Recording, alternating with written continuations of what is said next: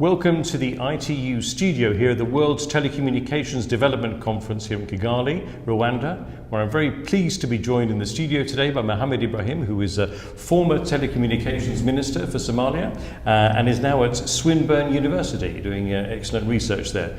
Mohammed, welcome to the studio. Welcome. Yeah, thank you. I'd like to start off by asking you a little bit about the significance of this being the first Itu Wdtc event in Africa since the formation of the Telecommunication Development Bureau at ITU. Why is this significant?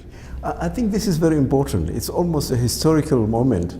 I remember last time perhaps we were in Buenos Aires, 2017. I always wanted one day the Itu Wdtc to come to Africa. So finally we're here. So I decided to fly all the way from Melbourne to come here and be part of that historical moment. So I hope from now onwards we will see more ITU activities in the continent. Excellent. Can you tell us a little bit about what you've been doing at Swinburne University in Melbourne? Oh, okay. Well, after my stint in politics, I went back to academia, and I'm now looking into mobile money and its impact on financial inclusion in developing countries, specifically Somalia. That was an area that I always liked. I'm more interested in digital currencies and anything digital for that matter. So there's a hype in the world about how mobile money can solve the financial inclusions in the developing countries. So I'm a contrarian. I'm trying to say, well, maybe it will. On the other hand, there's a lot more work to be done before we can get into financial inclusion for all. So that's really my area of interest these days, and I'm looking into this very closely. So cash is still king in Somalia? No, not anymore. In fact, Somalia is way, way ahead. But the issue though, and all along what I was always arguing and I was trying to point out, it's also something that we need to be very, very careful. There is a role for government.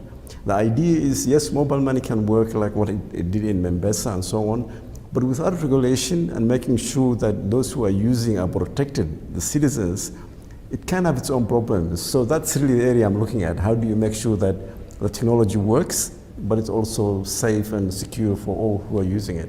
Let's talk about the African continent. How do you think that Africa can catch up in the technology sector, financial inclusion, and what role does ITU, do you think, have to play in this area?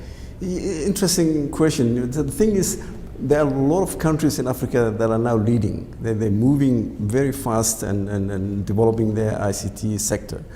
But the trouble is, and I was trying to talk to my politicians here and other African politicians, if you're competing, the idea is to win you have to go faster than your competitor.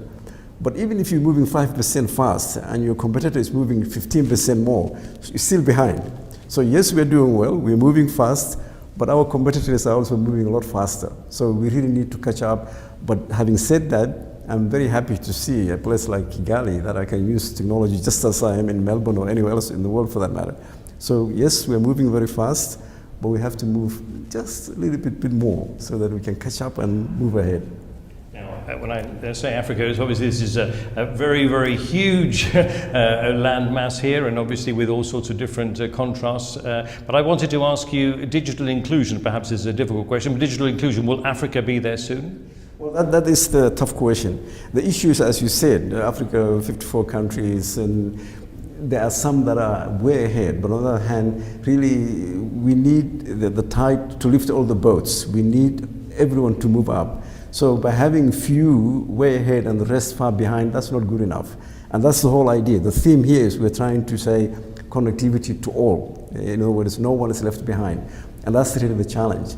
Having said that, I think we're almost there. We're not there, but we will. And I'm very, very optimistic. I always was, if you remember all those years we were talking. And even more so now. I can almost see the light at the end of the tunnel, that we will get there.